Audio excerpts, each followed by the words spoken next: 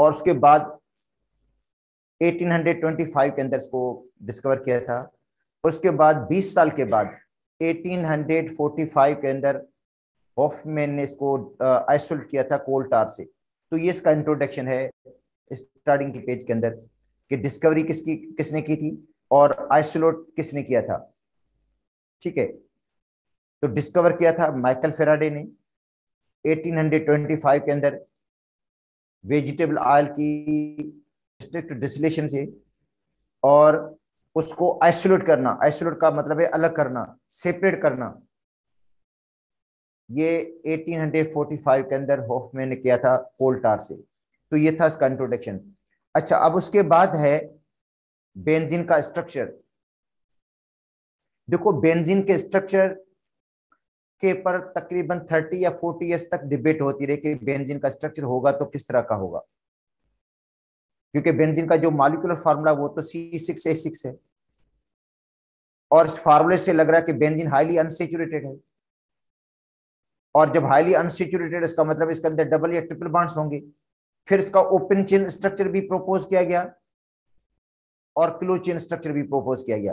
अब आते हैं पहले ओपन चेन स्ट्रक्चर पे कि भाई ओपन चेन स्ट्रक्चर जो है वो क्यों रिजेक्ट हो गया, कौन सी बातें थी जिसकी वजह से ओपन चेन स्ट्रक्चर बेंजीन का रिजेक्ट हो गया। क्योंकि बेंजीन का स्ट्रक्चर तो ओपन चेन भी तो हो सकता है, ठीक है, अनसेचुरेटेड हो सकता है, क्योंकि बेंजीन का जो मॉलिक्यूलर फार्मूला है, ठीक है, मॉलिक्यूलर जो फार्मूला है बेंजीन का, बेटा मॉलिक्यूलर फार्मूला बेंजीन का है C6H6,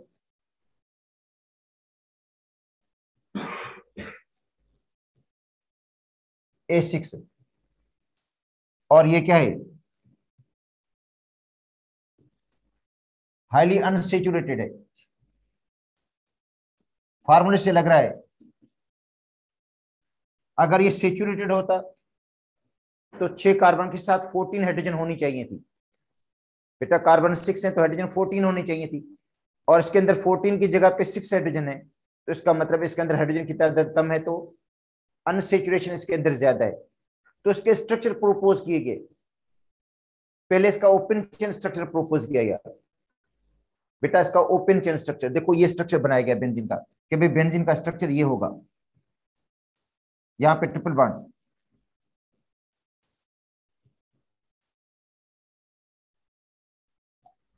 दूसरा ये स्ट्रक्चर। अब देखो इसका मॉलिक्यूलर फार्मूला C6H6 है,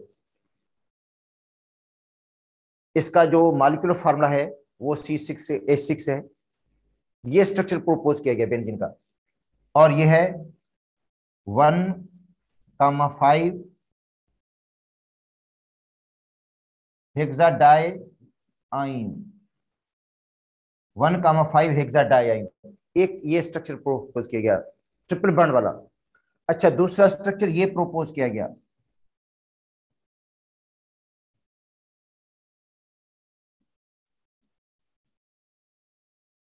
ये वाला।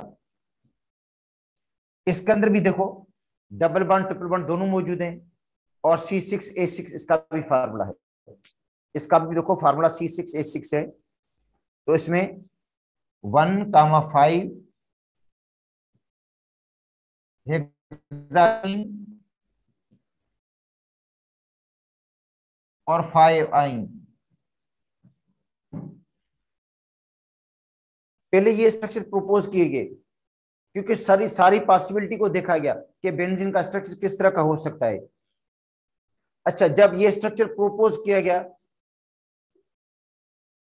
और बाद में इस पर डिस्कशन हुआ, तो भाई ये जो स्ट्रक्चर्स हैं जिनमें डबल या ट्रिपल बॉन्ड्स हैं, इसको पोटेशियम परमैंगनेट के साथ रिएक्शन करना चाहिए, क्योंकि ओपन चेन जो अनसेचुरेटेड होते हैं वो पोटेशियम परमैंगनेट के साथ रिएक्ट करते हैं और पोटेशियम परमैंगनेट को डीक्लोराइज कर देते हैं।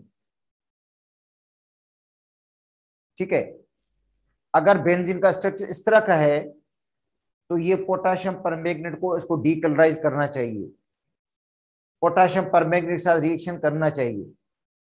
मगर जब पता चला कि बेंजीन तो पोटेशियम परमैंगनेट के साथ रिएक्ट नहीं करता, पोटेशियम परमैंगनेट से स्टेबल है, पोटेशियम परमैंगनेट को डीक्लोराइज नहीं करता है, तो इसका मतलब है कि बेंजीन का स्ट्रक्चर फिर इस टाइप का नहीं होगा। अगर इस टाइप का स्ट्रक्चर होता बेंजीन का, इस तरह का स्ट्रक्चर होता, तो ये पोटेशियम परमैंगनेट को डीकलराइज कर देता, पोटेशियम परमैंगनेट के साथ रिएक्ट करता, क्योंकि अल्कीन और अल्काइन जो है वो पोटेशियम परमैंगनेट के साथ रिएक्ट करते हैं और पोटेशियम परमैंगनेट को डीकलराइज कर देते हैं। मगर ये कंपाउंड पोटेशियम परमैंगनेट को डीकलराइज नहीं कर रहा था, मतलब जो बेंजीन था, सॉरी, जो बेंजीन था वो पोटेशियम परमैंगनेट को डीकलराइज नहीं कर रहा था, पोटेशियम परमैंगनेट स्टेबल था।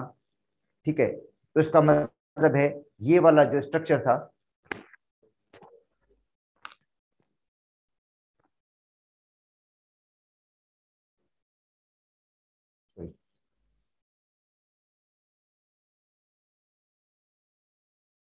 ठीक है, तो इसमें 3 आइन था, वो उसमें लिखने में गलती होगी बेटा, ये 3 आइन था, 5 आइन नहीं था, 5 पे तो ई नहीं, डबल बॉन्ड है।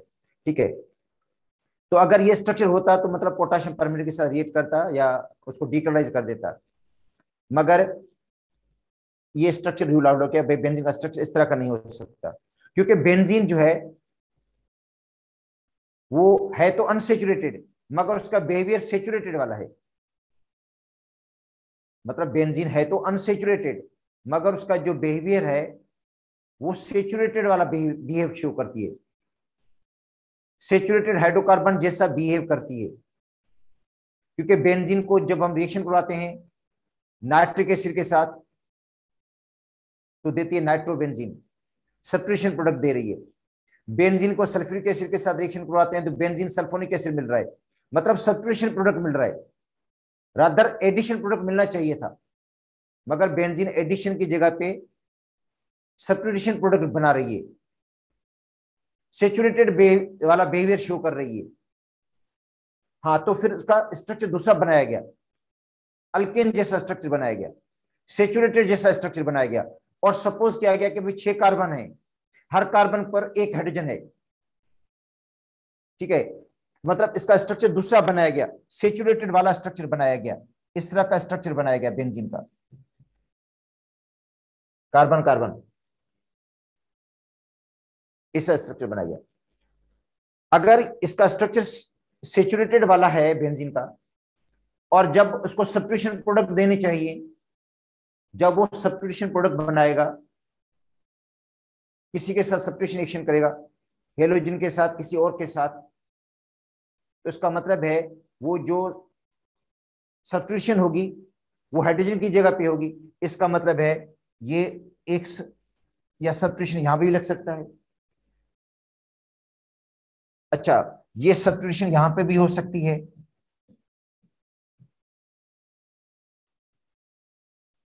अच्छा, ये सब्स्टिट्यूशन यहां पे भी हो सकती है। कार्बन 6 है, तो अब देखो सब्स्टिट्यूशन पहले कार्बन पे भी हो सकती है, सब्स्टिट्यूशन दूसरे कार्बन पे भी हो सकती है, सब्स्टिट्यूशन तीसरे कार्बन पे भी हो सकती है, क्योंकि हाइड्रोजन को रिप्लेस करना है हमने, हाइड्रोजन को रिप्लेस करके उसकी जगह पे सब्स्टिट्यूशन होनी है, तो इसका मतलब है 3 सब्स्टिट्यूशन प्रोडक्ट बन गए। सब्स्टिट्यूशन कितने प्रोडक्ट बन रहे हैं? 3। मगर बेंजीन जो है वो मोनो सब्स्टिट्यूट प्रोडक्ट बनाती है।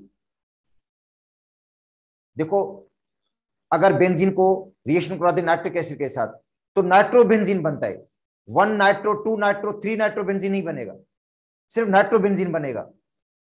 अगर बेंजीन को हम सल्फ्यूरिक एसिड के साथ रिएक्शन करवाते हैं तो बेंजीन सल्फोनिक एसिड बनता है, और सल्फोनिक एसिड जो है वो 1 2 3 नहीं बनते।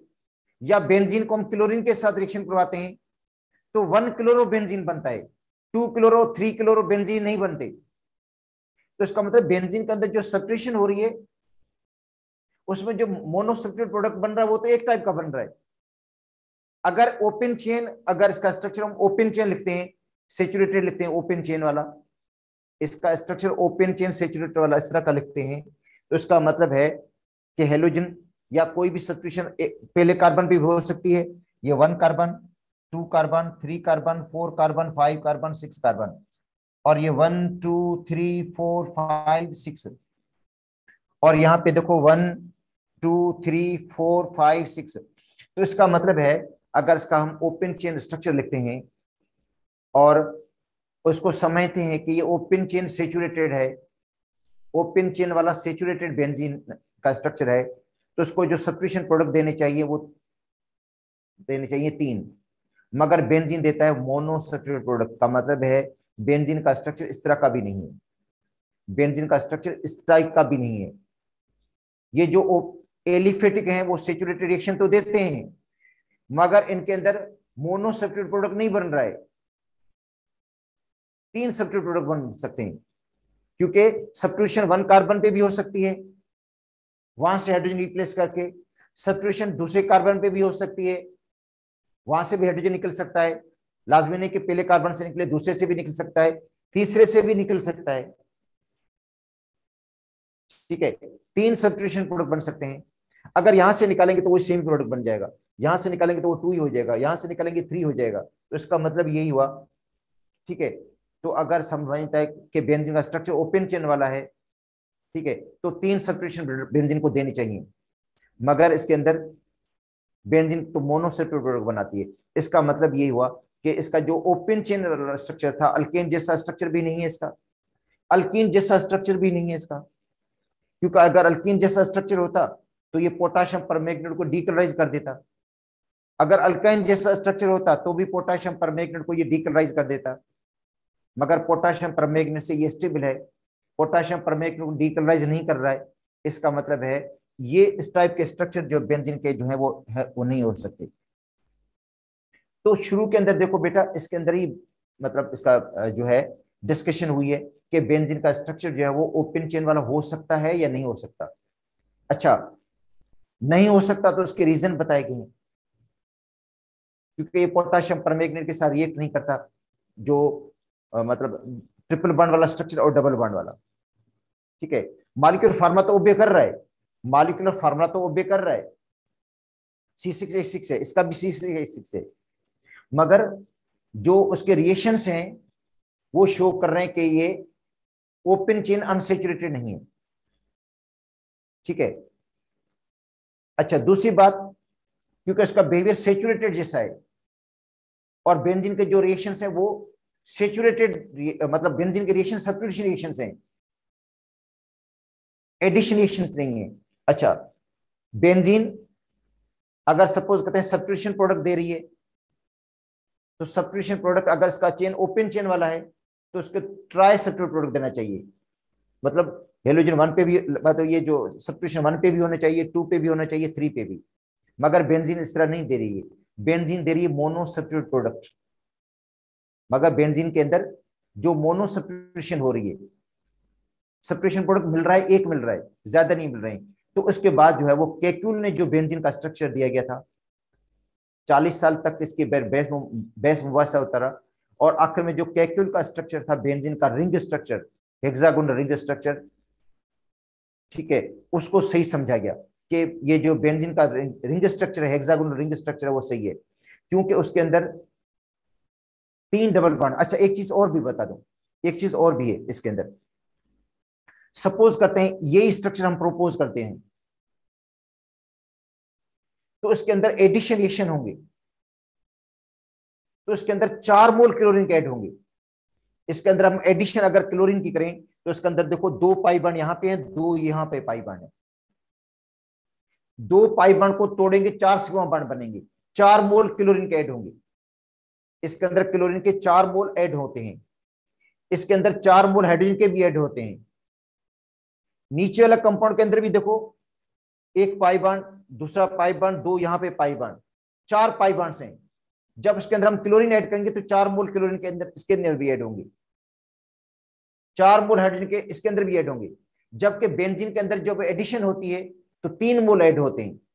यहां से पता चला कि बेंजीन के अंदर 3 पाई बॉन्ड्स हैं। देखो, बेंजीन में जब हम क्लोरीन ऐड करते हैं या हाइड्रोजन ऐड करते हैं तो 3 मोल हाइड्रोजन के ऐड होते हैं बेंजीन के अंदर, 3 मोल क्लोरीन के ऐड होते हैं बेंजीन के अंदर। तो इसका मतलब है बेंजीन के अंदर जो पाई बॉन्ड्स हैं वो 3 हैं, और इन दोनों के अंदर पाई बॉन्ड 4-4 मौजूद हैं। तो इसका मतलब है इनका स्ट्रक्चर बेंजीन का इस तरह तो नहीं हो सकता, क्योंकि इन दोनों के अंदर 4-4 पाई बॉन्ड्स मौजूद हैं। 4 मोल क्लोरीन के भी ऐड होंगे इसके अंदर, 4 मोल हाइड्रोजन के भी ऐड होंगे, जबकि बेंजीन में तो 3 मोल ऐड होते हैं। इसका मतलब स्ट्रक्चर बेंजीन का इस टाइप का नहीं हो सकता। ठीक है, एक तो ये पोटाशियम परमैंगनेट के साथ रिएक्ट कर लेता है, बेंजीन पोटाशियम परमैंगनेट के साथ रिएक्ट नहीं करती। दूसरी बात ये कि इसके अंदर 4 मोल क्लोरीन के ऐड होते हैं, हाइड्रोजन के भी 4 मोल इन दोनों स्ट्रक्चर के अंदर ऐड हो जाते हैं। इनके अंदर 4-4 पाई बॉन्ड्स हैं, जबकि बेंजीन के अंदर 3 पाई बॉन्ड्स हैं, क्योंकि 3 मोल क्लोरीन के ऐड हो रहे हैं, मतलब 3 पाई बॉन्ड मौजूद हैं। मतलब देखिए बेंजीन के अंदर 3 पाई बॉन्ड्स मौजूद हैं, इसकी निशानदेही कहां से हो रही है? क्योंकि इसके अंदर 3 मोल क्लोरीन के ऐड होते हैं, 3 मोल हाइड्रोजन के ऐड होते हैं, जो निशानदेही करते हैं, जो इंडिकेट करते हैं बेंजीन में 3 पाई बॉन्ड्स हैं, जबकि इनके अंदर दोनों के अंदर 4-4 पाई बॉन्ड्स हैं। इसका मतलब बेंजीन का स्ट्रक्चर इन जैसा नहीं हो सकता। ठीक है, तो ये इस पर देखो पहले बहस किया गया था कि ये इसका स्ट्रक्चर इस तरह का हो सकता है या नहीं हो सकता। इसका मतलब बेंजीन का स्ट्रक्चर ना तो अल्कीन जैसा हो सकता है, एलिफेटिक अल्कीन जैसा हो सकता है, ना एलिफेटिक अल्काइन जैसा हो सकता है, और ना एलिफेटिक अल्केन जैसा हो सकता है। अच्छा, तो होगा तो किस तरह का होगा? तो उसके बाद जो बेंजीन का स्ट्रक्चर दिया था वो दिया था केक्यूल ने। अच्छा, वो था रिंग स्ट्रक्चर।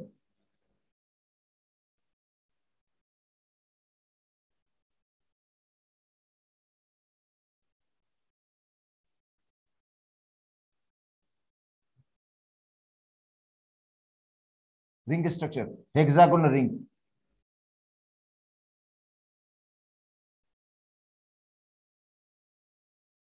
ये रिंग स्ट्रक्चर था बेंजीन का, जिसके अंदर 3 डबल बॉन्ड्स थे।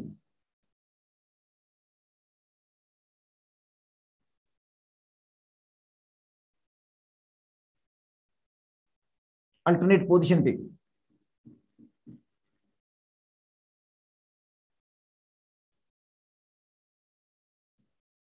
अल्टरनेट देखो पोजीशन पे 3 डबल बॉन्ड्स हैं, और जब इसके अंदर हम 3 मोल क्लोरीन के ऐड करेंगे, मतलब कि ये जो केक्यूल के स्ट्रक्चर से ये प्रूव हो गया कि बेंजीन के अंदर 3 डबल बॉन्ड्स हैं, 4 डबल बॉन्ड्स नहीं है, मगर 3 डबल बॉन्ड्स हैं, क्योंकि इसके अंदर क्लोरीन के 3 मोल ऐड होते हैं और हाइड्रोजन के भी 3 मोल ऐड होते हैं। इसी से इंडिकेशन होती है कि बेंजीन के अंदर 3 पाई बॉन्ड्स मौजूद हैं, 4 पाई बॉन्ड्स नहीं है। और ये केक्यूल के स्ट्रक्चर को सपोर्ट कर रहे थे, क्योंकि केक्यूल ने भी बेंजीन के अंदर 3 डबल बॉन्ड्स बनाए थे। केक्यूल का जो स्ट्रक्चर है वो भी शो कर रहा है कि बेंजीन के अंदर 3 डबल बॉन्ड्स हैं, 3 डबल बॉन्ड्स हैं, 3 सिंगल बॉन्ड्स हैं। ठीक है, और जब उसके अंदर हम 3 मोल हाइड्रोजन के ऐड करते हैं तो साइक्लोहेक्सेन बन जाता है, और जब 3 मोल क्लोरीन के ऐड करते हैं स्लाइड की मौजूद में, तो हेक्साक्लोरोसाइक्लोहेक्सेन बन जाता है, जो इंडिकेट करता है कि बेंजीन के अंदर 3 डबल बॉन्ड्स हैं। ठीक है, और केक्यूल के स्ट्रक्चर की सपोर्ट करते हैं, सपोर्ट हो रही है उनसे, मतलब केक्यूल के जो स्ट्रक्चर की सपोर्ट है वो इसी से हो रही है कि उसके अंदर 3 मोल हाइड्रोजन के ऐड होते हैं, 3 मोल क्लोरीन के ऐड हो जाते हैं। ठीक है, और 3 डबल बॉन्ड्स हैं, 3 सिंगल बॉन्ड्स हैं। अच्छा, दूसरी बात ये केक्यूल के स्ट्रक्चर से इसकी भी बात की सपोर्ट होती है कि जब क्लोरीन के अंदर हम सब्स्टिट्यूशन रिएक्शन करवाते हैं, सिर्फ बेंजीन के अंदर जब हम सब्स्टिट्यूशन रिएक्शन करवाते हैं तो मोनो सब्स्टिट्यूट प्रोडक्ट बनेगा। वन स्टेप पे देखो, ये बेंजीन है, जब उसके अंदर हम क्लोरीन ऐड करेंगे in the presence of ferric chloride catalyst, तो मोनो सब्स्टिट्यूट प्रोडक्ट बनेगा। क्लोरीन कहीं भी लगा देंगे सेम प्रोडक्ट बनेगा। यहां पे क्लोरीन लग जाएगा तो भी वही होगा, मोनोक्लोरो बेंजीन बनेगा। यहां पे भी क्लोरीन लगा दें, इधर लगा दें, इधर लगा दें, इधर लगा दें, किसी भी कार्बन पे क्लोरीन लगाएंगे तो आपको सिंगल प्रोडक्ट मिलेगा। तो इसका मतलब है बेंजीन में जो 6 कार्बन है वो इक्विवेलेंट है, सब एक जैसे हैं, और इनमें जो हाइड्रोजन है वो सब एक जैसी रिएक्टिव है।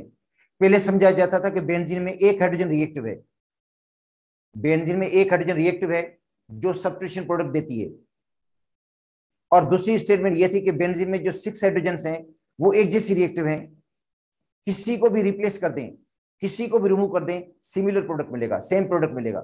इसका मतलब है कि हाइड्रोजन को यहां से भी आप रिमूव कर सकते हैं, क्लोरोबेंजीन मिलेगा, यहां से हाइड्रोजन निकालेंगे क्लोरोबेंजीन। इसका मतलब है 6 कार्बन से किसी से भी कार्बन से हाइड्रोजन आप निकाल दें तो आपको जो मिलेगा वो मिलेगा क्लोरोबेंजीन। इसका मतलब बेंजीन का जो स्ट्रक्चर है हेक्सागोनल स्ट्रक्चर है, सब कार्बन जो है इक्विवेलेंट है, सब कार्बन एक जैसे हैं, किसी भी कार्बन से आप हाइड्रोजन को रिप्लेस करके उसकी जगह पे सब्स्टिट्यूशन कर सकते हैं, आपको सिंगल प्रोडक्ट मिलेगा। इसका मतलब है सिंगल जो फिनोल मिलेगा आपको,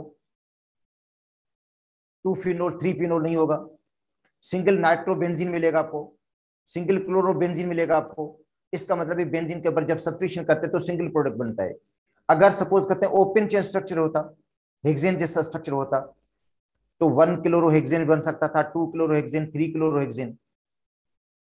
इसका मतलब है उसकी जो सब्स्टिट्यूशन थी, ठीक है, अगर 1 कार्बन पे क्लोरीन हटा, हाइड्रोजन हटाकर क्लोरीन लगा देंगे तो 1 क्लोरोबेंजीन बन जाएगा। सॉरी, अपना जो है 1 क्लोरोहेक्सेन, 2 क्लोरोहेक्सेन, 3 क्लोरोहेक्सेन। इसका मतलब बेंजीन का स्ट्रक्चर ओपन चेन वाला नहीं है। बेंजीन का जो स्ट्रक्चर है वो हेक्सागोनल रिंग वाला है, जिसमें सब कार्बन एक जैसे हैं। किसी भी कार्बन में से हाइड्रोजन को रिप्लेस करेंगे तो आपको सिमिलर प्रोडक्ट मिलेगा, सेम प्रोडक्ट मिलेगा, ठीक है। हाँ, तो अगर डाई सब्स्टिट्यूशन करेंगे तो आपको 3 प्रोडक्ट मिलेंगे बेटा। सिंगल सब्स्टिट्यूशन पे एक आपको मिलेगा, मोनो सब्स्टिट्यूशन प्रोडक्ट मिलेगा, ये मोनो है। अगर डाई सब्स्टिट्यूशन होगी, सपोज करते हैं बेंजीन के ऊपर एक ग्रुप लगा हुआ है और दूसरा ग्रुप लगाएंगे आप, बेंजीन के ऊपर एक ग्रुप लगा हुआ है पहले से ही, ठीक है, मौजूद है, वो कहीं भी लगाओ। अगर इसके अंदर दूसरा ग्रुप आप लगाएंगे वाई ग्रुप, तो वाई ग्रुप जो है वो आर्थो पे भी लग सकता है, पेरा पे भी लग सकता है, मेटा पे भी लग सकता है। इसका मतलब है जो सेकंड सब्स्टिट्यूशन बेंजीन के अंदर होगी वो यहाँ पे होगी, यहाँ पे भी हो सकती है। तो ये आर्थो प्रोडक्ट बन गया, ये बन गया आर्थो प्रोडक्ट। इसका मतलब जो दूसरा ग्रुप है, अगर ये सेकंड पे लग जाता है, यहाँ पे लग जाता है या यहाँ पे लग जाता है या इस कार्बन पे लगेगा, तो आपको क्या मिलेगा? सिंगल प्रोडक्ट मिलेगा, सेम प्रोडक्ट मिलेगा। ये वाई इधर पे यहाँ पे लगा दें या इस जगह पे लगा दें, ये आर्थोइक प्रोडक्ट है।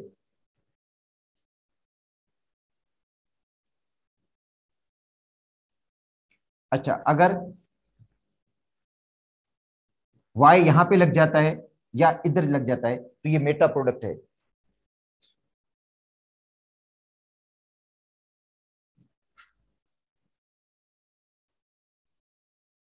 और इधर अगर आप लगा देते हैं तो ये पेरा पेरा प्रोडक्ट है, ये पेरा बन जाएगा। तो इसका मतलब है बेंजीन में जब मोनो सब्स्टिट्यूशन होगी तो सिंगल प्रोडक्ट मिलेगा। आप कहीं भी लगा दें, क्लोरीन लगा दें, सिंगल प्रोडक्ट होगा, अर्थो पेरा मेटा वाला नहीं होगा। जब डाई सब्स्टिट्यूशन करते हैं हम, जब उसकी डाई सब्स्टिट्यूशन करते हैं तो डाई सब्स्टिट्यूशन में आपको 3 प्रोडक्ट मिलेंगे। तो मोनो सब्स्टिट्यूशन में सिंगल प्रोडक्ट मिलेगा आपको, बेटा यही होगा, सिंगल प्रोडक्ट होगा। और जो डाई सब्स्टिट्यूशन होगी तो इस पे क्या बन जाएगा? डाई सब्स्टिट्यूशन पे आपको 3 प्रोडक्ट मिलेंगे।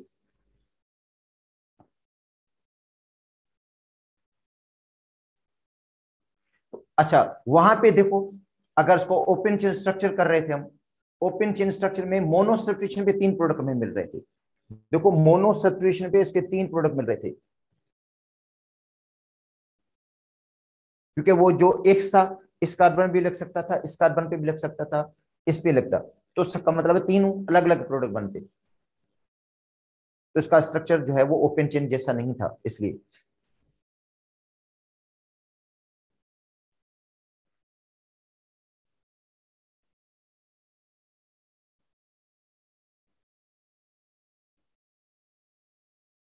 तो यहाँ पे बेटा सेकंड में यही बात बताई गई है, देखो, कि बेंजीन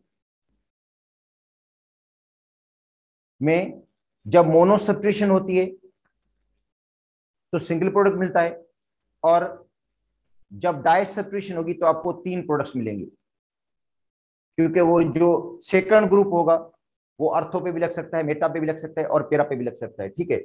हाँ, इसलिए बेंजीन जो है 1 फिनोल, 1 नाइट्रोबेंजीन, 1 क्लोरोबेंजीन देती है, 2 क्लोरोबेंजीन या 3 क्लोरोबेंजीन नहीं देती मोनो सब्स्टिट्यूशन पे। इसका मतलब है क्लोरीन किसी भी कार्बन पे लग जाए, पहला जो क्लोरीन है किसी भी कार्बन पे लगेगा, नंबरिंग वहां से स्टार्ट कर लेंगे हम। नंबरिंग जो होगी वो उधर से स्टार्ट हो जाएगी, जहां पे क्लोरीन लगा है, जहां पे फिनोल लगा है, वहां से हम नंबरिंग करेंगे, उसको नंबर 1 दे देते हैं इसके अंदर। और जब डाई सब्स्टिट्यूशन होती है तो डाई सब्स्टिट्यूशन में आपको 3 प्रोडक्ट मिलेंगे, अर्थो, मेटा और पेरा वाले। ठीक है।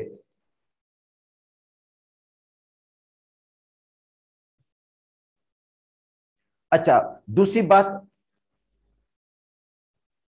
जो कैक्यूल के स्ट्रक्चर को 3 पाई बॉन्ड्स को सपोर्ट कर रही थी, वो है बेटा 3 मोल क्लोरीन के ऐड करना, 3 मोल हाइड्रोजन के ऐड करना। देखो बेंजीन है, बेंजीन, इसके अंदर 3 पाई बॉन्ड्स हैं, तो इसके अंदर 3 मोल हाइड्रोजन के ऐड हो जाएंगे in the presence of platinum या निकल। प्लाटिनम की मौजूदगी में या निकल की मौजूदगी में 3 मोल हाइड्रोजन के इसके अंदर ऐड कर सकते हैं, जो इंडिकेट करते हैं कि इसके अंदर 3 पाई बॉन्ड्स मौजूद हैं, जो इंडिकेट करते हैं इसके अंदर 3 पाई बॉन्ड्स मौजूद हैं। अगर क्वेश्चन आ जाता है कि बेंजीन के 3 पाई बॉन्ड्स मौजूद हैं, इसकी निशानदेही कहां से हो रही है, उसके लिए कोई रिएक्शन सबूत के तौर पर दे दें, तो ये रिएक्शन आप देखें, इसमें प्रूफ है कि बेंजीन में 3 पाई बॉन्ड्स हैं। जब एक पाई बॉन्ड टूटेगा तो 1 मोल हाइड्रोजन का ऐड होगा, दूसरा पाई बॉन्ड टूटेगा तो दूसरा मोल ऐड होगा, तीसरा पाई बॉन्ड टूटेगा तो तीसरा मोल ऐड हो जाएगा और बन जाएगा साइक्लोहेक्सेन, बन जाएगा साइक्लोहेक्सेन, बन जाएगा बेटा, ये साइक्लोहेक्सेन बन गया है।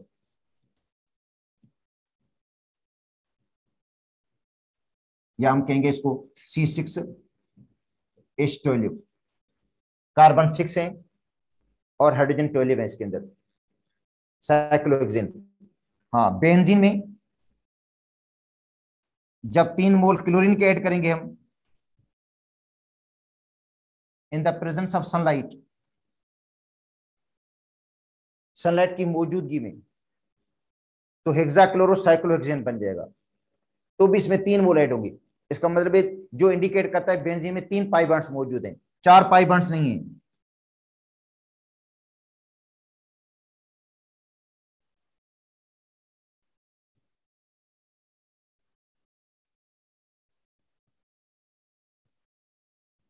इस पे एक हाइड्रोजन पहले लगी हुई है, एक हाइड्रोजन बेटा पहले ऑलरेडी प्रेजेंट है, और एक एक क्लोरीन लगा देंगे हम, एडिशन हो जाएगी क्लोरीन की, एक एक क्लोरीन लग जाएगा, एक एक क्लोरीन लगा देंगे और बन जाएगा C6H6Cl6, hexa chlorocyclohexane, hexa chloro cyclohexane बन गया, C6H6Cl6। ठीक है। तो मतलब ये दो जो मतलब स्ट्रक्चर्स हैं, ये जो 2 रिएक्शंस हैं, ये प्रूव कर रहे हैं या सपोर्ट कर रहे हैं कैक्यूल के स्ट्रक्चर की, कि भाई कैक्यूल ने जो दिया था बेंजीन का हेक्सागोनल रिंग स्ट्रक्चर, वो सही था। अच्छा, उसके बाद जो उसकी एक्सरे जो डिफ्रेक्शन स्टडी है बेंजीन की, अच्छा, वो भी बताती है कि बेंजीन का जो स्ट्रक्चर है वो हेक्सागोनल रिंग स्ट्रक्चर है। बेटा जो एक्सरे एनालिसिस करते हैं वो भी बताती है कि बेंजीन का जो स्ट्रक्चर है वो हेक्सागोनल रिंग स्ट्रक्चर है। अच्छा, और जिसके अंदर जो एंगल है 120 की एंगल है, और कार्बन कार्बन की जो बॉन्ड लेंथ है, कार्बन कार्बन की बॉन्ड लेंथ 1.397 है। कार्बन कार्बन की जो बॉन्ड लेंथ है वो सभी इक्वल है, जितने भी कार्बन हैं उनकी जो बॉन्ड लेंथ है वो इक्वल है।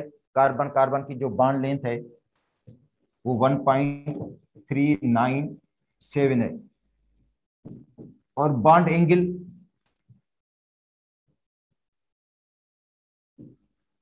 120 की एंगल है, मतलब जो एंगल है वो 120 की है। देखो इस तरह,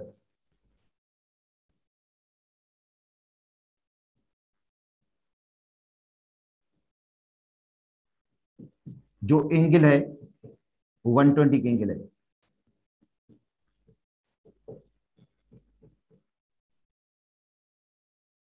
इस एंगल को देख लें, कार्बन कार्बन के दरमियान, कार्बन कार्बन कार्बन के दरमियान, कार्बन कार्बन हाइड्रोजन के दरमियान जो एंगल है वो 120 एंगल होगी, और जो कार्बन हाइड्रोजन की बॉन्ड लेंथ है 1.09 है।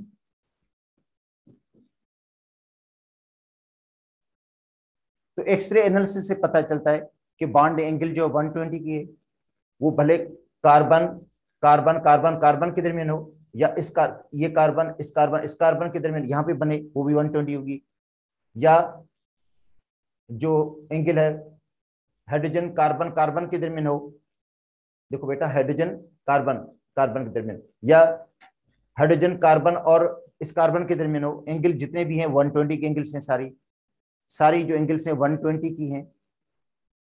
कार्बन कार्बन की जो बॉन्ड लेंथ है 1.397 है, और जो बॉन्ड एंगल है 120 के। इसका मतलब है जो बॉन्ड लेंथ है इस कार्बन की है वो सिंगल और डबल बॉन्ड के दरमियान की है। बेटा सिंगल और डबल बॉन्ड के दरमियान की बॉन्ड लेंथ है इसकी। देखो सिंगल बॉन्ड में जो बॉन्ड लेंथ है कार्बन की, कार्बन जो सिंगल बॉन्ड होता है अल्केन के अंदर, उसकी जो बॉन्ड लेंथ होती है 1.54 होती है अल्केन के अंदर,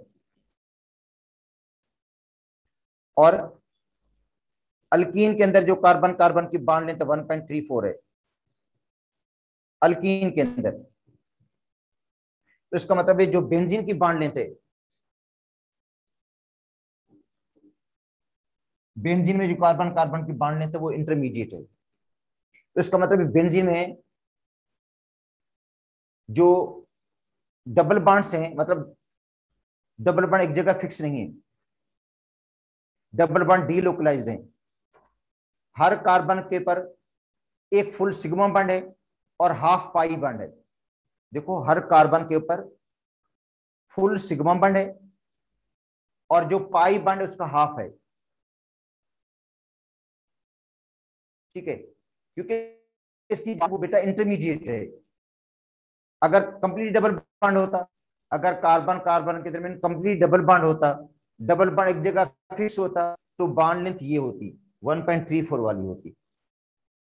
अगर कंप्लीटली सिंगल बॉन्ड होता तो फिर तीन डबल बॉन्ड जो है उनकी बॉन्ड लेंथ अलग होती, जो तीन डबल बॉन्ड से उनकी बॉन्ड लेंथ अलग होती, और सिंगल बॉन्ड उसकी बॉन्ड लेंथ अलग होती। देखें अगर बेंजीन के अंदर हम समझेंगे तीन डबल बॉन्ड्स फिक्स हैं और जो डबल बॉन्ड्स हैं उनकी पोजीशन भी फिक्स है, मतलब ये जो कार्बन कार्बन की बॉन्ड लेंथ होती अलग होती, इसकी बॉन्ड लेंथ अलग होती, इसकी बॉन्ड लेंथ अलग होती। सिंगल जो बॉन्ड थे तीन, उनकी बॉन्ड लेंथ अलग और डबल बॉन्ड की बॉन्ड लेंथ अलग होती बेंजीन के अंदर। मतलब जो सिंगल बॉन्ड वाले थे उनकी बॉन्ड लेंथ 1.54 होती और जो डबल बॉन्ड होता उसकी बॉन्ड लेंथ 1.34 होती।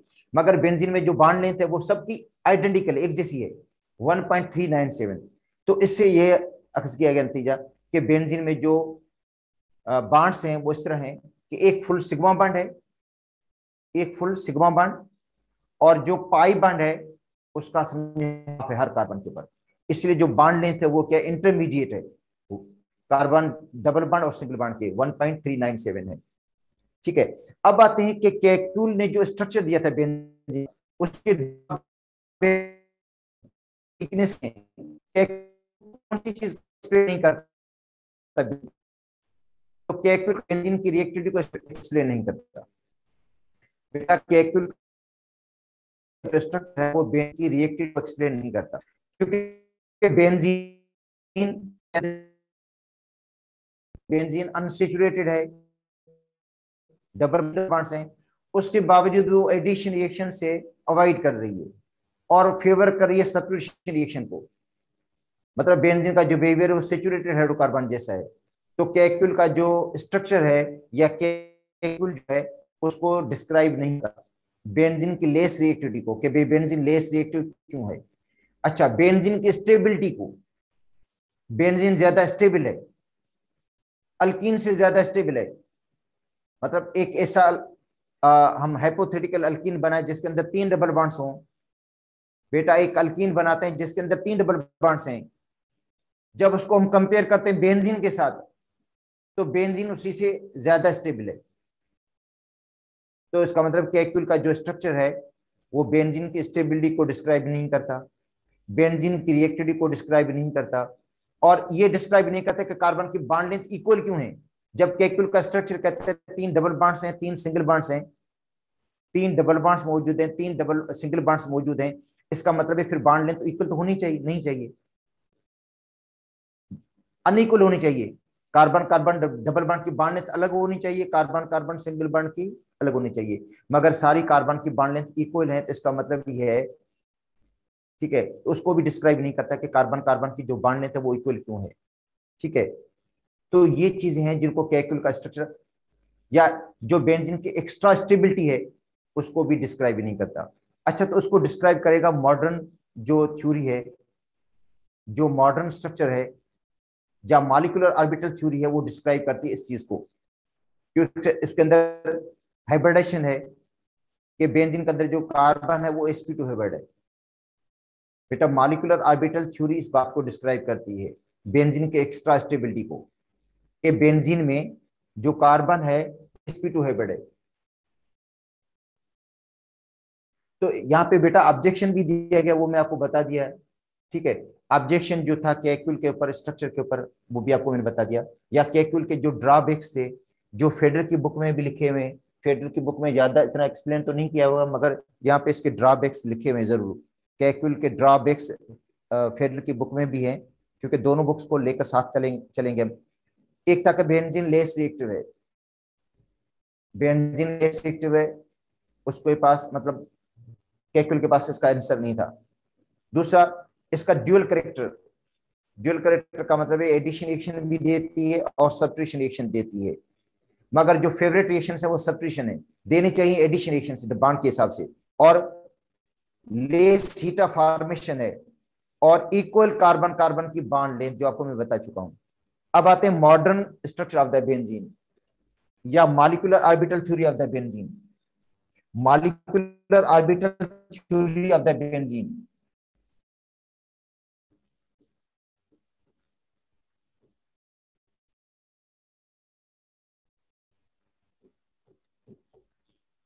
Molecular orbital theory of benzene. देखो बेटा, एमओटी के मुताबिक, मॉलिक्यूलर ऑर्बिटल थ्योरी के मुताबिक, बेंजीन का जो मॉलिक्यूलर फार्मूला है वो C6H6 है। Carbon of benzene sp2 hybrid, जो बेंजीन में कार्बन है वो sp2 हाइब्रिड है, कंटेनिंग 3 sp2 हाइब्रिड ऑर्बिटल्स। देखो carbon of benzene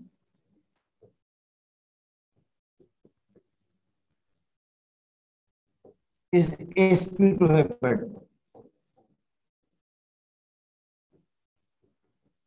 containing 3 sp2 hybrid orbital.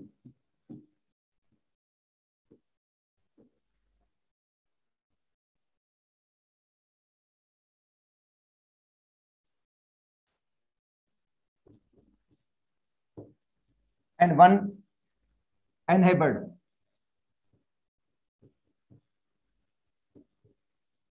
pz orbital।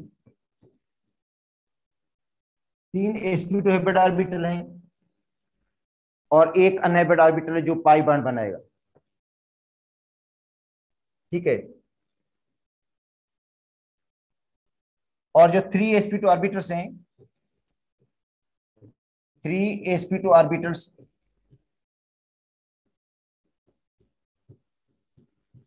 are arranged in trigonal fashion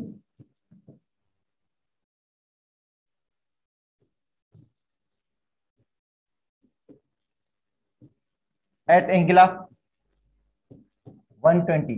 इनमें जो एंगल होगी 120 की होगी। ये 3 sp2 ऑर्बिटल्स हैं वो ट्राइगोनल अरेंज होंगे, और उनमें जो एंगल बनेगी 120 की एंगल बनेगी। और वो जो 3 sp2 ऑर्बिटल्स होंगे उस तरह अरेंज होंगे, एक कार्बन का sp2 ऑर्बिटल, ये दूसरा sp2 ऑर्बिटल, और ये तीसरा sp2 ऑर्बिटल। बेटा कार्बन के 3 sp2 ऑर्बिटल्स हैं जो ट्राइगोनल अरेंज हैं। ये एक कार्बन हो गया। अब आते हैं दूसरे कार्बन पे, उसका एक sp2, ये दूसरा sp2, ये तीसरा sp2, इसके भी 3 sp2 ऑर्बिटल हो गए। अच्छा, ये तीसरा कार्बन है, sp2, sp2 और sp2। ये कार्बन यहाँ पे है, sp2, sp2 और sp2। तो हर देखो, हर कार्बन के 3 sp2 ऑर्बिटल्स हैं, कार्बन के 3 sp2 ऑर्बिटल्स हैं। ये कार्बन है, यहाँ पे भी कार्बन है, इधर कार्बन, यहाँ पे भी कार्बन। ठीक है, एक कार्बन यहाँ पे आ जाता है, sp2 sp2 sp2। एक कार्बन यहाँ पे आ जाता है, sp2 sp2 ऑर्बिटल और sp2 ऑर्बिटल्स। तो इसका मतलब है हर कार्बन के 3 sp2 ऑर्बिटल्स हैं, हर कार्बन के 3 sp2 ऑर्बिटल जो ट्राइगोनल में अरेंज हैं। अच्छा, अब उनकी ओवरलैपिंग किस तरह होगी? दो sp2 ऑर्बिटल sp2 के साथ ओलेप होंगे। ये sp2 ऑर्बिटल देखो sp2 के साथ ओलेप हो रहा है और यहाँ पे सिग्मा बॉन्ड बनाएगा,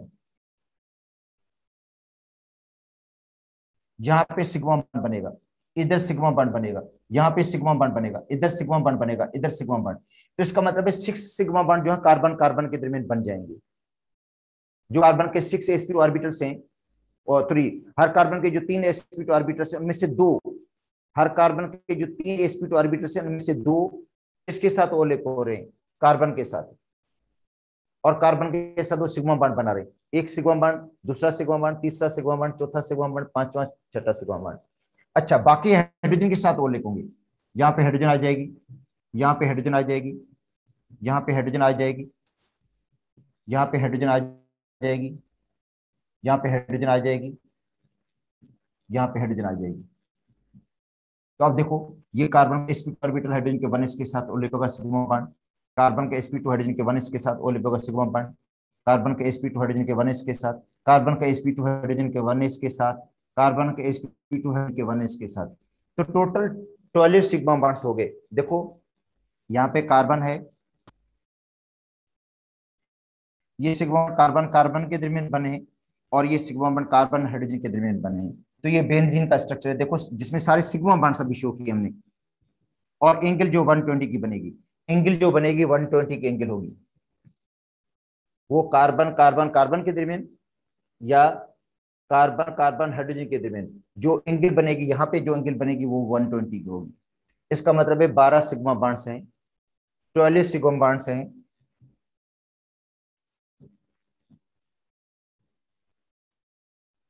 ठीक है, बेंजीन के अंदर टोटल 6 कार्बन कार्बन के दरमियान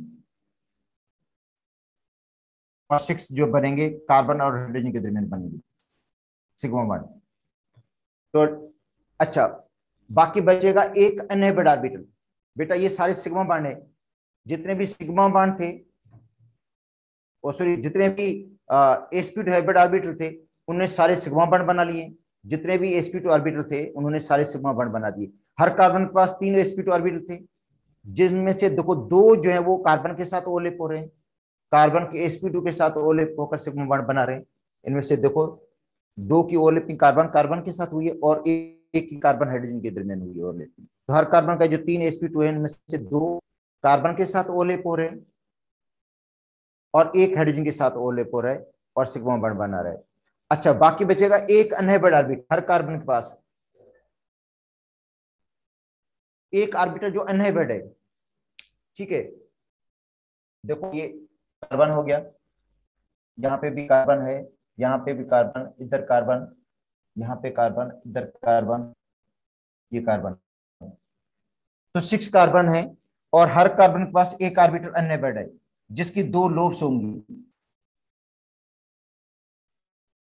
ये पीजेड है जो अनहेबिड है, जो हैबिटेशन हिस्सा नहीं ले रहे। ये पीजेड है जो अनहेबिड है, हैबिटेशन हिस्सा नहीं ले रहे। ये पीजेड अनहेबिड जिसकी दो लोब्स हैं। देखो हर कार्बन के पास एक ऑर्बिटल अनहेबिड है, 3 हेबिड है sp2 जो सिग्मा बॉन्ड बना रहे हैं, एक ऑर्बिटल अनहेबिड है।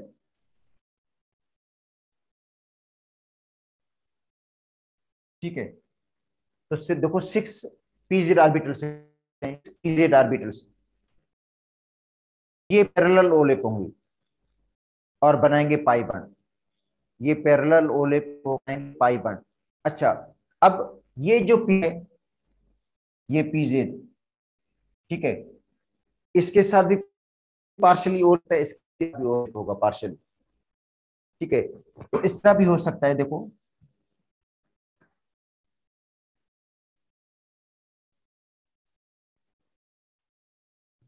अगर इनकी ओवरलैपिंग इस तरह हुई है तो यहाँ पे पाई बॉन्ड बनेगा। अगर इनकी ओवरलैपिंग यहाँ पे हुई है तो यहाँ पे पाई बॉन्ड बन जाएगा। अगर इनकी ओवरलैपिंग यहाँ पे हुई है तो यहाँ पे पाई बॉन्ड बन गए। तो इसका मतलब ये 3 पाई बॉन्ड्स बन गए, 3 पाई बॉन्ड्स। यहाँ पे पाई बॉन्ड बना, इधर पाई बॉन्ड, और वो भी अल्टरनेट पोजिशन पे। देखो इधर पाई बॉन्ड, यहाँ सिग्मा बॉन्ड, इधर पाई बॉन्ड, इधर सिग्मा बॉन्ड, इधर पाई बॉन्ड, इधर सिग्मा बॉन्ड।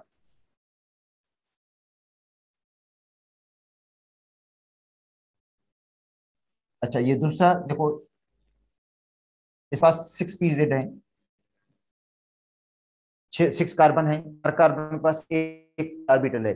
अच्छा, इनकी ओवरलैपिंग इस तरह भी हो सकती है, ये ओवरलैपिंग इस तरह भी हो सकती है, देखो देखो, ये ओवरलैपिंग इस तरह भी हो सकती है इसमें। इसका मतलब है जो डबल बॉन्ड्स बनेंगे वो उनकी पोजीशन क्या होगी, एक जगह फिक्स नहीं होगी। बेटा जो बॉन्ड्स हैं उनकी पोजीशन एक जगह फिक्स नहीं है। देखो यहाँ पे डबल बॉन्ड, डबल बॉन्ड, इसका जो दूसरा रेजोनेंस स्ट्रक्चर बनेगा जिसको शो कर रहे हैं, ठीक है। यहाँ पे डबल बॉन्ड, यहाँ पे सिग्मा बॉन्ड, यहाँ डबल बॉन्ड, यहाँ दूसरा डबल बॉन्ड, तीसरा डबल बॉन्ड। तो देखो डबल बॉन्ड की पोजीशन फिक्स नहीं, यहाँ पे भी देख लो, ये पीजेड इसके साथ भी और ये पीजेड इसके साथ भी ओवरलैप होकर डबल बॉन्ड बना सकता है। इसका मतलब है ये जो डबल बॉन्ड्स हैं वो डीलोकलाइज्ड हैं, डबल बॉन्ड एक जगह फिक्स नहीं है। जो बेंजीन में डबल बॉन्ड्स हैं वो क्या है, डीलोकलाइज्ड डबल बॉन्ड्स हैं, एक जगह फिक्स नहीं है। अच्छा, तीसरा जो बनेगा, जो सबसे कॉमन है वो ये है,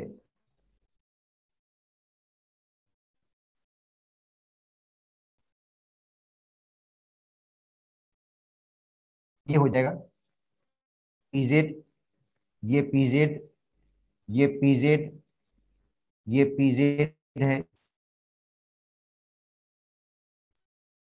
ठीक।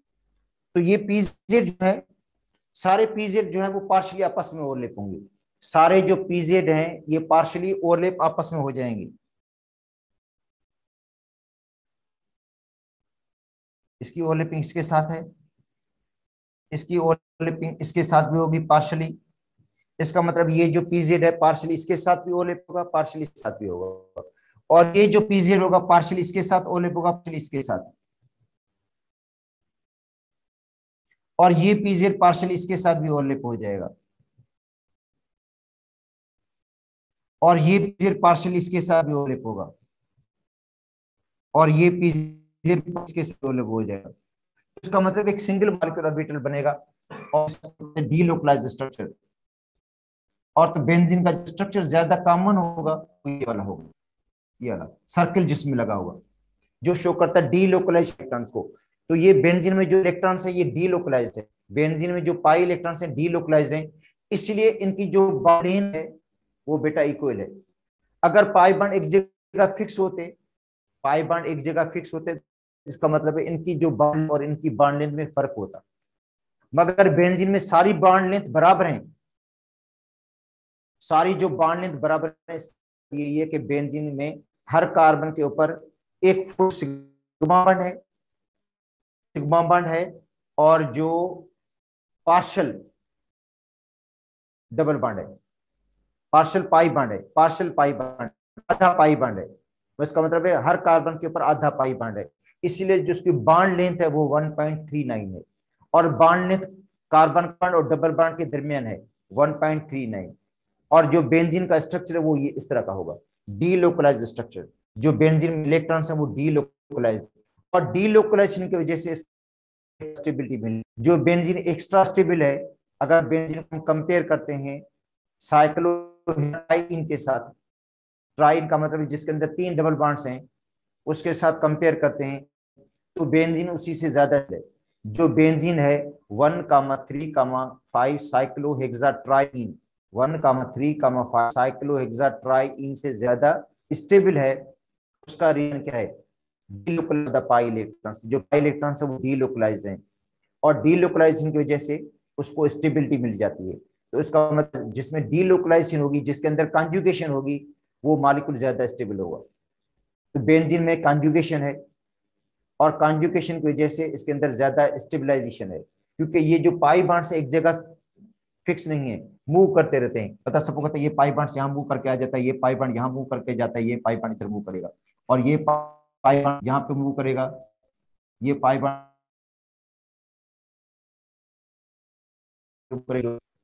कॉन्जुगेटेड है। तो बेंजीन के अंदर हाईली कॉन्जुगेशन है, पाई पाई है, हाईली कॉन्जुगेशन है, जिसकी वजह से बेंजीन ज्यादा स्टेबल है। और बेंजीन के अंदर पाई होते नहीं, पाई बॉन्ड्स जल्दी ब्रेक, बेंजीन जो ये एडिशन रिएक्शन से अवॉइड कर, एक्सट्रीम कंडीशन पे एडिशन रिएक्शन देगी, नहीं तो वो सब्स्टिट्यूशन देगी जिसमें हाइड्रोजन की जगह पे दूसरा कोई ग्रुप लग जाए, मतलब हाइड्रोजन और हाइड्रोजन ग्रुप लगेगा। तो ये स्ट्रक्चर पढ़ रहे थे।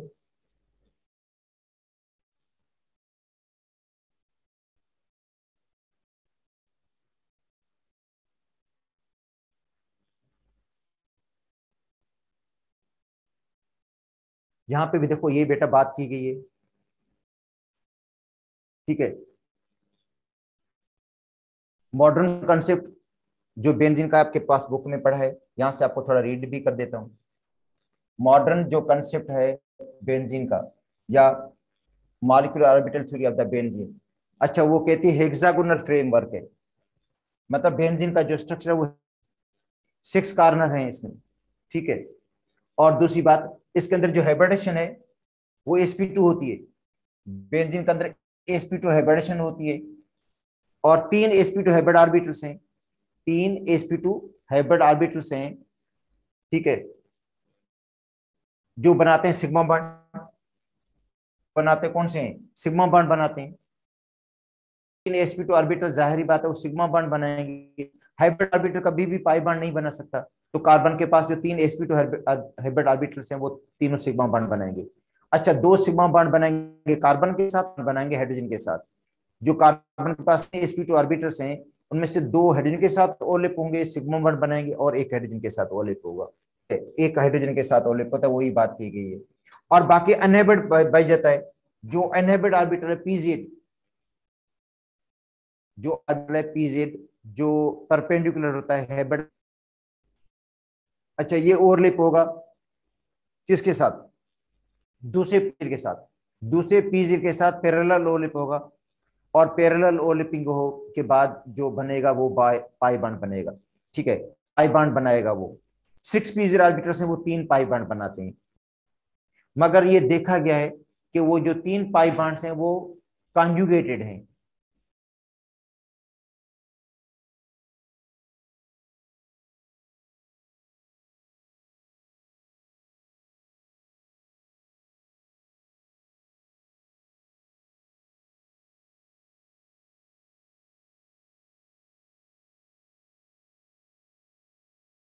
होती है 6 पीजर ऑर्बिटल्स की आपस में ओवरलैपिंग हो जाती है, और जिसकी वजह से वो क्या बनाते हैं?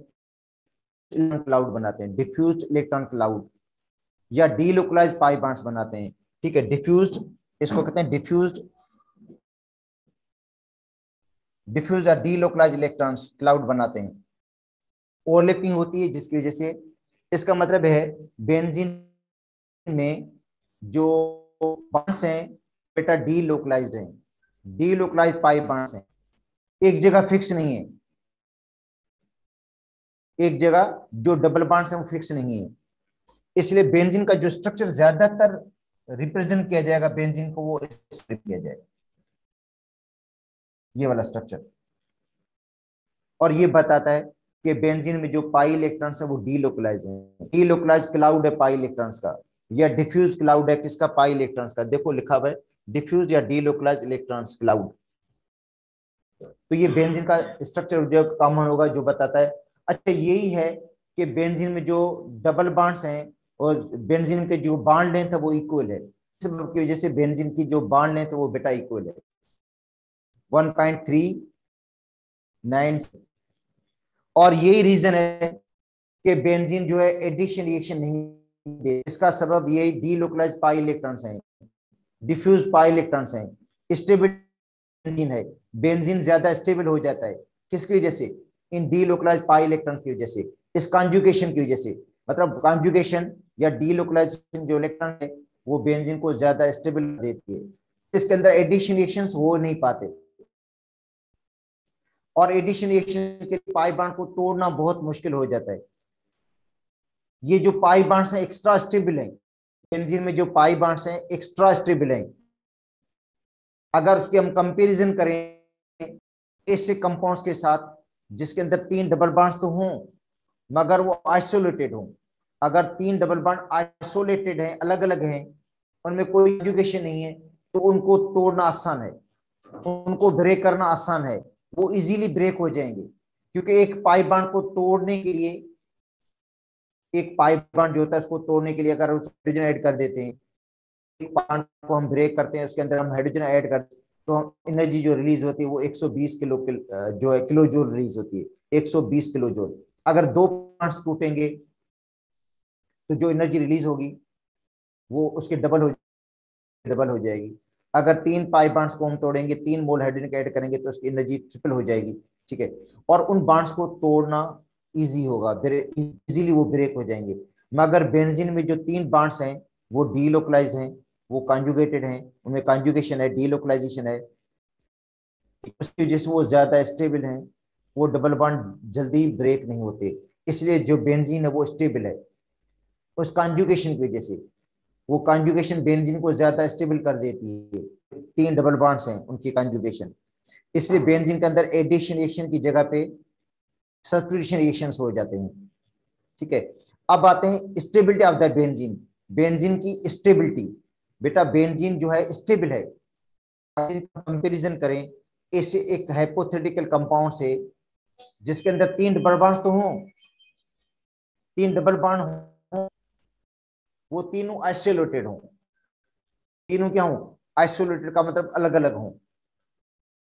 अगर उसको बेंजीन के साथ करेंगे तो बेंजीन उसी मॉलिक्यूल से ज्यादा स्टेबल होगा जिसमें आइसोलेटेड डबल बॉन्ड्स हैं।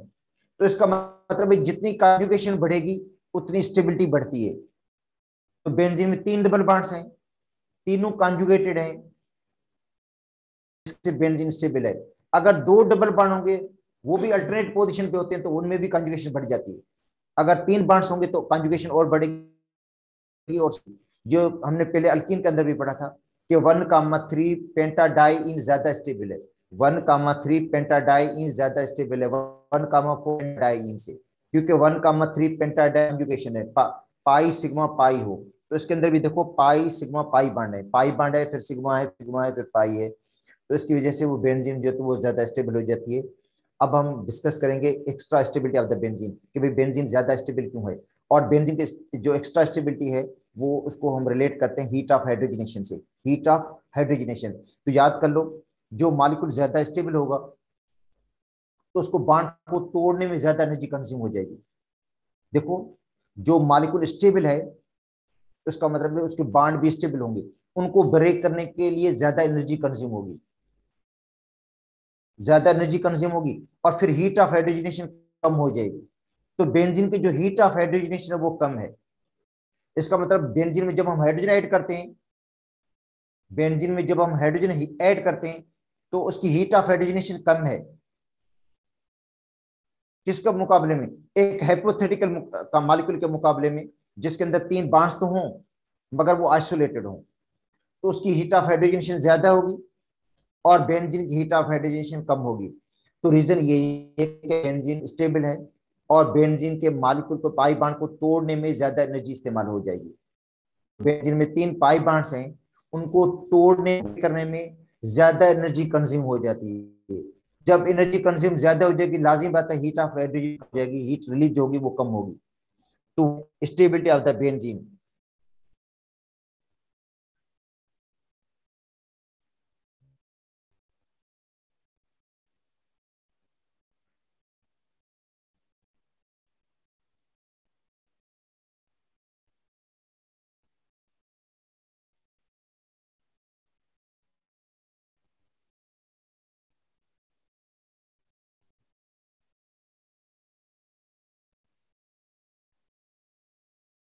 बेंजीन, बेंजीन की स्टेबिलिटी,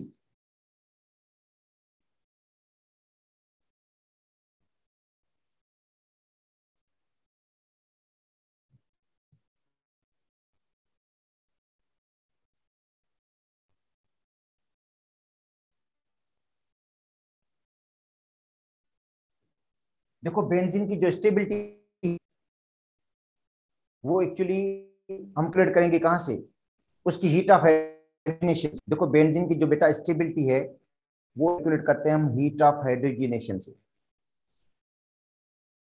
ठीक है, ऑफ हाइड्रोजनेशन तो स्टेबिलिटी ज्यादा देखो बेटा, अगर हीट ऑफ हाइड्रोजनेशन कम है तो स्टेबिलिटी क्या होगी, ज्यादा होगी। इसका मतलब है ज्यादा अगर रिलीज हो रही है, अगर अल्कीन के अंदर हम हाइड्रोजन ऐड एनर्जी ज्यादा रिलीज हो रही है, इसका मतलब है पाई बॉन्ड जो था कमजोर था वो इजीली ब्रेक हो गया। वो जो पाई बॉन्ड था जो था वो कमजोर बॉन्ड था और इजीली ब्रेक हो गया, और जिसकी एनर्जी ज्यादा रिलीज हुई है। मगर बेंजीन में जो पाई बॉन्ड्स है वो ज्यादा स्टेबल है, तो उनको तोड़ने में ज्यादा एनर्जी कंज्यूम हो जाती है, को ब्रेक करने में ज्यादा एनर्जी लग जाती है, इसलिए उसकी हीट ऑफ है। अगर हम साइक्लोहेक्सीन को देखें,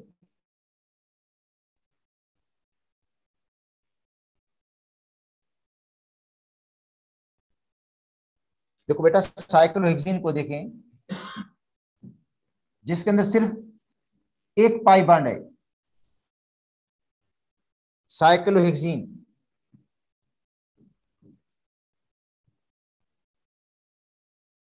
साइक्लोहेक्सीन जिसके अंदर सिर्फ एक पाई बॉन्ड है और इसके अंदर कोई कॉन्जुगेशन है ही नहीं। बेटा इसके अंदर देखो कोई कॉन्जुगेशन नहीं, दूसरा पाई बॉन्ड है ही नहीं, तो उसको हम इजीली ब्रेक कर लेंगे, इस बॉन्ड को इजीली ब्रेक हो जाएगा। ये बॉन्ड,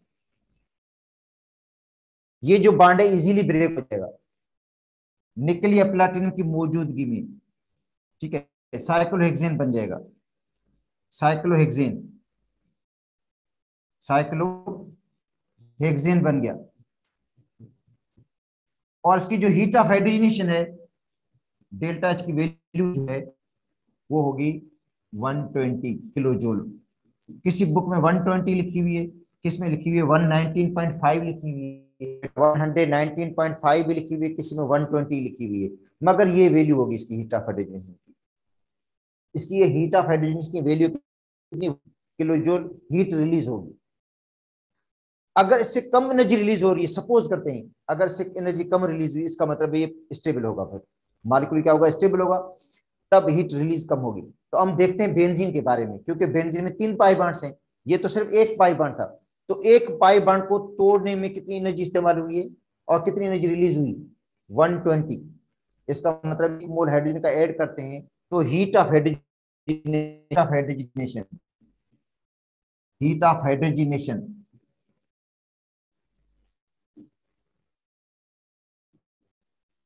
एक पाई बॉन्ड की। अच्छा अब आते हैं, अगर 2 पाई बॉन्ड्स ऐसे हों,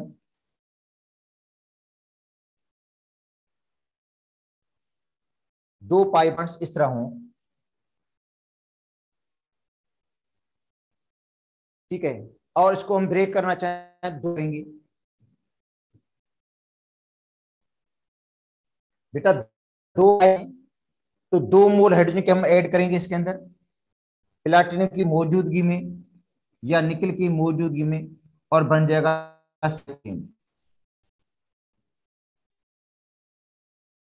क्या बन जाएगा, साइक्लोहेक्सेन बन जाएगा।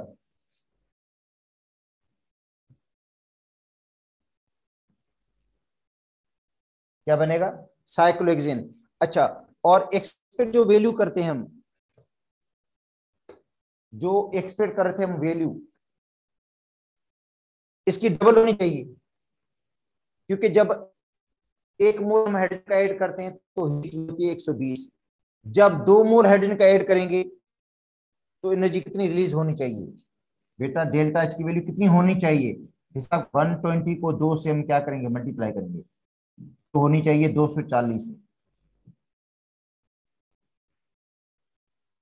वैल्यू जो रिलीज होनी चाहिए हीट कितनी, 240 होनी चाहिए। अगर 119.5 के हिसाब से लेंगे तो भी 2 से मल्टीप्लाई करेंगे, 239 होने चाहिए। अगर 119.5 के हिसाब से लें वैल्यू, तो 119.5 को 2 से मल्टीप्लाई करेंगे, 239 वैल्यू हीट ऑफ हाइड्रोजनेशन की।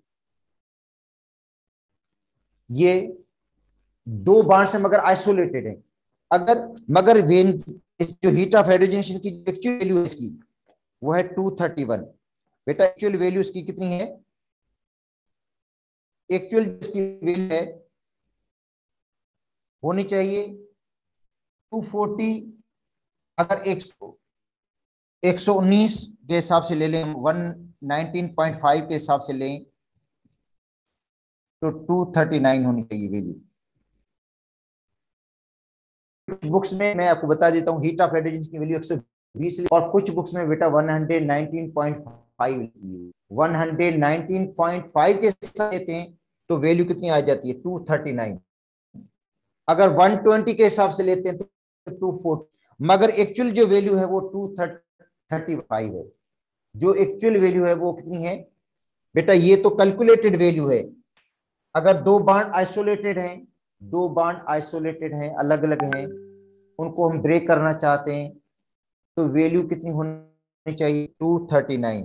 अगर 119 के हिसाब से 119.5 के हिसाब से ले वैल्यू, तो क्योंकि मैं आपको बता रहा हूँ कुछ बुक्स में 7.5 जो है वो कम रिलीज हुई है। रीजन ये है कि इसके अंदर कंजुगेशन है बेटा, जो रीजन है वो इसके अंदर कंजुगेशन है, पाई सिग्मा पाई है। उसके अंदर आधी रिंग के अंदर कंजुगेशन है, जो उसकी आधी रिंग है उसके अंदर कंजुगेशन है। देखो पाई बॉन्ड है, फिर सिग्मा है, फिर पाई बॉन्ड है, जो उसको स्टेबल कर देती है। इसके अंदर आधी रिंग के अंदर कंजुगेशन है, जो उसको क्या कर देती है, स्टेबल कर देती है। और जिसकी वजह से हीट ऑफ हाइड्रोजनेशन की वैल्यू जो प्रैक्टिकली आई है वो प्रैक्टिकली ये वैल्यू आई है, ये वैल्यू है। और ये क्या है, थ्योरेटिकल वैल्यू है। वैल्यू अगर 120 या 119.5 दोनों बराबर हो गई, ठीक है, मगर जब दो पाई बॉन्ड्स हो गए अल्टरनेट पोजीशन पे, दो पाई बॉन्ड्स अल्टरनेट पोजीशन पे होंगे तो उसमें स्टेबिलिटी आ जाएगी। उनको स्टेबिलिटी को, स्टेबल बॉन्ड्स को तोड़ ज्यादा एनर्जी कंज्यूम हो जाएगी। 7.5 जो किलो जूल एनर्जी कंज्यूम किसमें हुई है, इन बॉन्ड को तोड़ने में इस्तेमाल हुई, एक्स्ट्रा एनर्जी इस्तेमाल हुई है। कॉन्जुगेशन की वजह से ये बॉन्ड ज्यादा स्टेबल बन गए, एक्स्ट्रा स्टेबल हो गए, जिसकी वजह से इनको ब्रेक करने में ज्यादा एनर्जी कंज्यूम हो गई।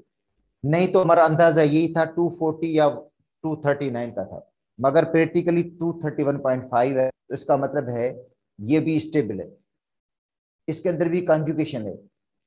मगर बेंजीन में 3 बॉन्ड्स हैं तो बेंजीन इसी से भी स्टेबल है, तो इसका मतलब है जितनी ज्यादा कॉन्जुगेशन होगी उतनी इसके अंदर स्टेबिलिटी बढ़ जाएगी। देखो इसके अंदर कोई कॉन्जुगेशन नहीं, एक पाई बॉन्ड, यहाँ पे दो पाई बॉन्ड है, वो दोनों कॉन्जुगेटेड है, पाई सिग्मा पाई हो जाता है, तो इसका मतलब है कॉन्जुगेशन है। और कॉन्जुगेशन की वजह से उन बॉन्ड्स को तोड़ने में ज्यादा एनर्जी कंज्यूम होगी, और जिसकी वजह से प्रैक्टिकली हीट ऑफ हाइड्रोजनेशन कम खार्ज होगी, जो हीट ऑफ हाइड्रोजनेशन की वैल्यू होगी कम होगी। मगर बेंजीन के अंदर क्या है, 3 पाई बॉन्ड्स हैं, बेंजीन के अंदर पाई बॉन्ड 3 है,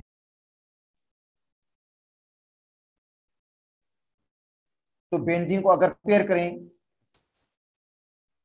एक कंपाउंड हाइपोथेटिकल है बेटा, ये एक हाइपोथेटिकल कंपाउंड लेते हैं, एक हाइपोथेटिकल कंपाउंड जिसके अंदर 3 पाई बॉन्ड्स हैं मगर कोई कॉन्जुगेशन नहीं है, 3 पाई बॉन्ड्स हैं, कोई कॉन्जुगेशन नहीं है इसके अंदर।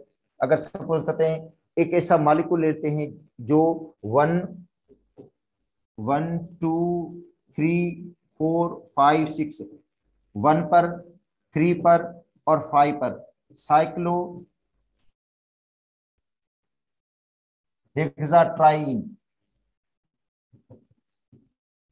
1,3,5 साइक्लोहेक्साट्राइन, और जिसके अंदर सपोज करते हैं कोई कॉन्जुगेशन नहीं है, सपोज करते हैं इसके अंदर कोई कॉन्जुगेशन नहीं है, तीनों पाई बॉन्ड्स आइसोलेटेड हैं, तो एक पाई बॉन्ड को तोड़ने में, एक पाई बॉन्ड जब टूट जाता है और उसके अंदर हाइड्रोजन ऐड कर देते हैं तो एनर्जी रिलीज होती है 120 या 119.5।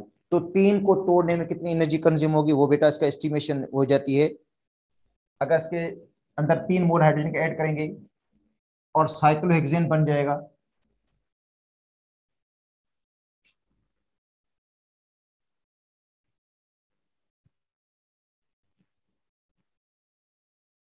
तो जो थ्योरेटिकल वैल्यू है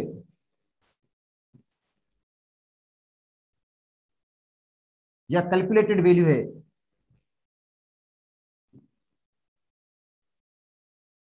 वो 119 से मल्टीप्लाई करेंगे हम, क्योंकि एक बॉन्ड जो ब्रेक होता है या एक हाइड्रोजन का मोल होता है तो एनर्जी रिलीज होती है 119.5। तो 3 में कितनी रिलीज होगी, तो बेटा इसकी जो वैल्यू आ जाती है वो आ जाती है 358 358.5 किलो जूल। और ये किसकी वैल्यू है? ये इस कंपाउंड की वैल्यू है। तीन बॉन्ड्स आइसोलेटेड हैं, जिसके अंदर बॉन्ड्स अलग अलग है। जब हम बेंजीन निकालते हैं, जब हम बेंजीन की हीट ऑफ हाइड्रोजन निकालते हैं, सर्कल बेटा जिसके अंदर सर्कल लगा हुआ है, तीनों बॉन्ड्स के हाइड्रोजन है। जब इसके हम हीट ऑफ हाइड्रोजन निकालते हैं, अंदर हम हाइड्रोजन का मोल ऐड करते हैं और साइक्लोहेक्सेन बनता है क्रिटिकली। ठीक है, तो जो हीट रिलीज होती है वो -208 कम रिलीज हुई है बेंजीन में। ये बेंजीन है, इसकी हीट ऑफ हाइड्रोजनेशन कम 0.5, इसके अंदर 208 कम रिलीज हुई है। इसका मतलब है बेंजीन के जो मॉलिक्यूल में हाइड्रोजन स्टेबल थे। बेंजीन में जो 3 पाई बॉन्ड्स हैं वो बेटा स्टेबल हैं, तीनों पाई बॉन्ड्स डीलोकलाइज्ड हैं, स्टेबल हैं। कॉन्जुगेशन है, कॉन्जुगेशन की वजह से इनको तोड़ना बहुत मुश्किल है। ठीक है, इनको ब्रेक करना डिफिकल्ट है, और जिसकी वजह से कम एनर्जी रिलीज हुई है और ज्यादा एनर्जी कंज्यूम हुई है। इनको ब्रेक एनर्जी ज्यादा कंज्यूम हो गई है इनको तोड़ने में, जिसकी वजह से हीट ऑफ हाइड्रोजनेशन की वैल्यू क्या हुई है? कम हुई है। और इनको ब्रेक करना आसान था, इनको तोड़ना आसान था, इजी था, जिसकी वजह से एनर्जी ज्यादा रिलीज हो गई। अगर हम डिफरेंस निकालते हैं इन वैल्यू और इस वैल्यू का हम डिफरेंस निकालेंगे, तो वो डिफरेंस जो है आएगा वो तकरीबन 150.5 का आता है। अगर इसका हम डिफरेंस निकालेंगे बेटा, इसका फर्क निकालेंगे, इस वैल्यू में से ये वैल्यू निकालेंगे, तो डिफरेंस जो आएगा, फर्क जो आएगा इन दोनों में, डिफरेंस किस में? कैलकुलेटेड हीट ऑफ हाइड्रोजनेशन और जो प्रैक्टिकल हीट ऑफ हाइड्रोजनेशन है किसकी? बेंजीन की। उसमें जो डिफरेंस आ रहा है वो आ रहा है 150 का, 150.5 का डिफरेंस आ रहा है किलो जूल का। इसका मतलब है बेंजीन 150.5 किलो जूल से ज्यादा स्टेबल है। ये जो डिफरेंस आ रहा है ये बता रहा है कि बेंजीन जो है वो ज्यादा स्टेबल है। बेंजीन मोर स्टेबल है, कितनी? 150.5 किलो जूल के हिसाब से ज्यादा स्टेबल है। किसे? एक हाइपोथेटिकल कंपाउंड, कौन सा? 1,3,5 साइक्लोहेक्साट्राइन, ये हाइपोथेटिकल कंपाउंड है, उसी से बेंजीन ज्यादा स्टेबल है। कितनी? 150.5 के हिसाब से। ठीक है, तो कल भी इंशाल्लाह इसी टॉपिक को दोबारा डिस्कस कर लेंगे। अभी आपकी फिजिक्स की क्लास होगी।